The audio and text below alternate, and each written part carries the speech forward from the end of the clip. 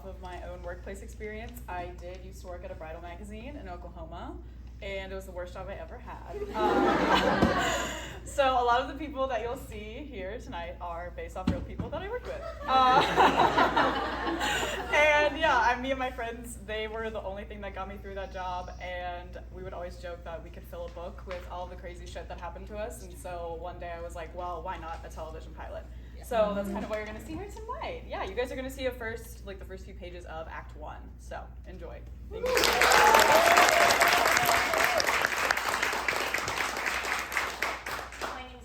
Yamashita, I will be the narrator. Hi, I'm Roz Stanley, reading Andrea. Hi, I'm Olivia, and I will be Taylor. Hi, I'm Laura Long, I'll be Candace. Hi, I'm Crystal Almeida, reading Mallory. Marion Hill, I'll be reading Bex. I'm Jabari Davis, I'll be reading Brad.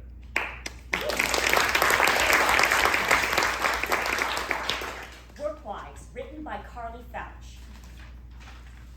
Act 1, Interior, Candace and Andrea's office, morning. The magazine's intense publishing duo, Andrea and Candace, mid-30s, early 40s, share an enormous office with a view. They sit facing each other. The office is littered with various cover options for the magazine's upcoming 10th anniversary issue. I finally had to give him an ultimatum. Either quit volunteering at the animal shelter so much and commit to a relationship with me, or I'm done. He's supposed to decide by EOD today. You're like the Rihanna of this office. Don't get what you want. You deserve nothing but the best. Andrea blows Candace a kiss. Our work wives, Mallory Daniels and Bex Tanaka, walk in. They exchange morning pleasantries as Candace passes around photo shoot itineraries. Any questions before we get started? Actually, I did want Great, to I'll talk go about... ahead and get started then. Everything for today's shoot needs to be treated like it's your highest priority, because it is. 10 years is an enormous milestone for us. Taylor, Andrea's cousin, a tiny blonde sorority girl type, bursts into the room. Thank God you're in here. If I have to look at one more picture of Julia's baby, I'm going to drown myself in a kitchen sink. She's been obsessed with that thing ever since she came back from maternity leave. I told Andrea we shouldn't have given her the full 6 weeks. But I'm the publisher who got outvoted. Taylor, perfect timing. Come in. I was just telling these two how important today is. And since you're all here, Taylor is going to be supervising the anniversary shoot. Any issues you have today will go directly to her. Taylor beams while Mallory and Bex try not to show their trepidation. They take it in stride, nodding. Hell yes, a classic Taylor, Mallory, and Bex team up. You shouldn't have a problem with these two. They've been well trained and know what type of content is Andrea approved. And Candace approved. There's an awkward beat as the two publishers stare at each other. Candace looks away first. Andrea smirks. One of the model brides had to push back her call time, so we have one less hour to get everything we need. Brad has been caught up to speed on today's schedule changes. The two of you should get together after this. With the time crunch, we need to make sure we stay on track. Sure. Shouldn't I supervise that meeting too? No. I have another task for you, little cousin. I need a stunning headpiece for the final look. I didn't like any of Mallory's options. Again, Mallory takes this in stride, but we can see Andrea has subtly hit her mark. We can't have a shoot all about headpieces with something that looks like it's from 2007. So, no fasteners, no jewel clips, unless it's attached to the veil. Okay, are you thinking something floral, more princess themed? I want it to be stunning. If you can't handle that, ask someone more competent than you to do it for you.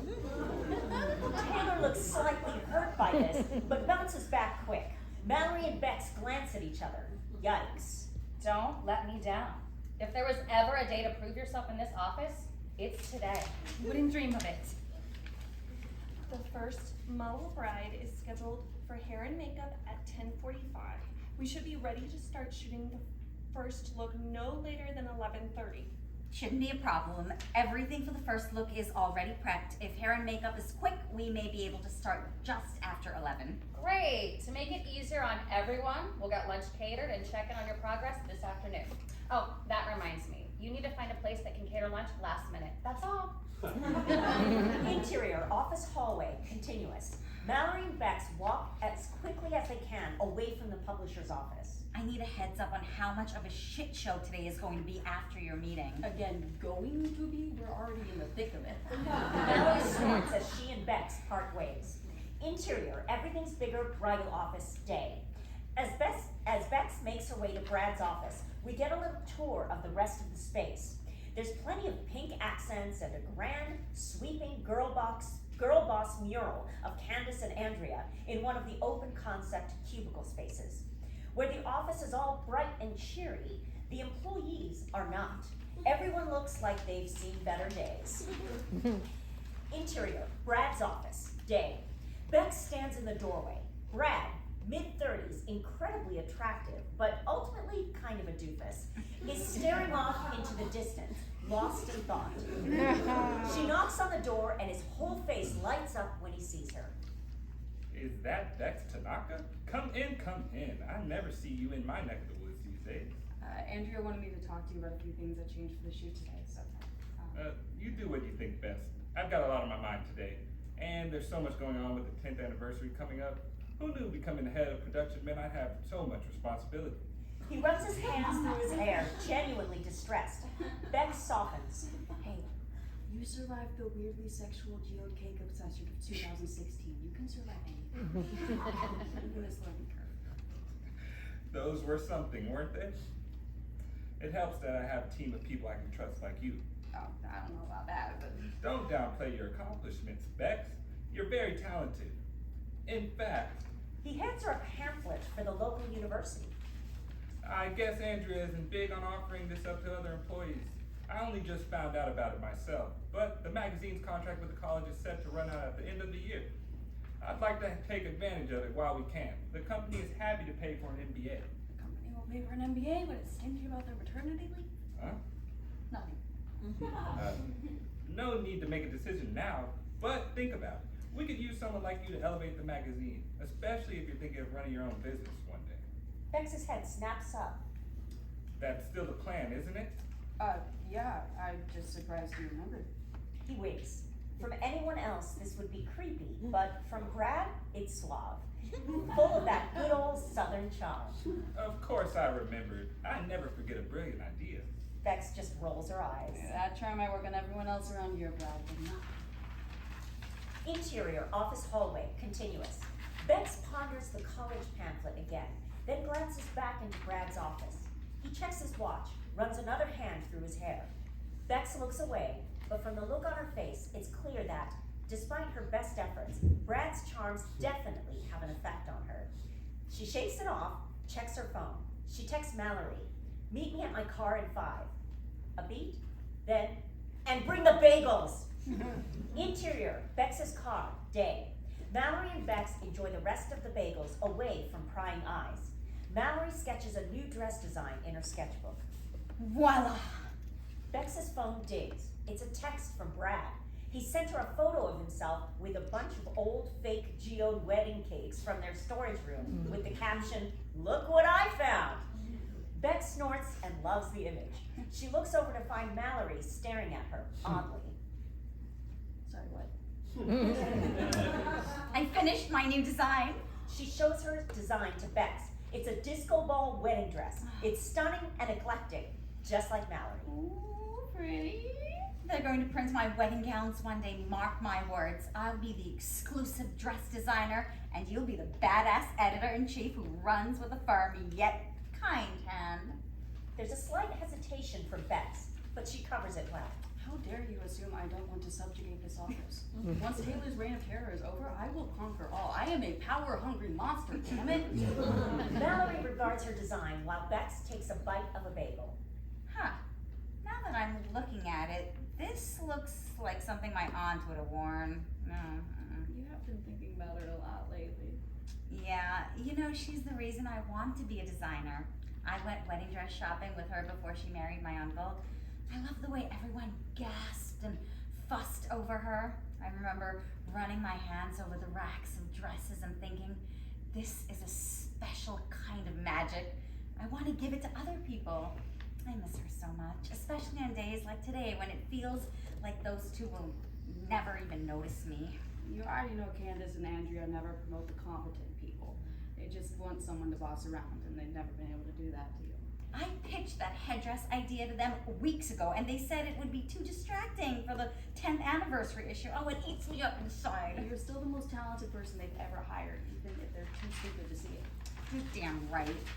I should call them out on it. I should have done it the minute I found out. In fact, I'm gonna do it now. She pulls her phone up, starts to dial Andrea. Whoa, okay, hang on. Are you sure you want to do that today when Candace and Andrea are already on edge?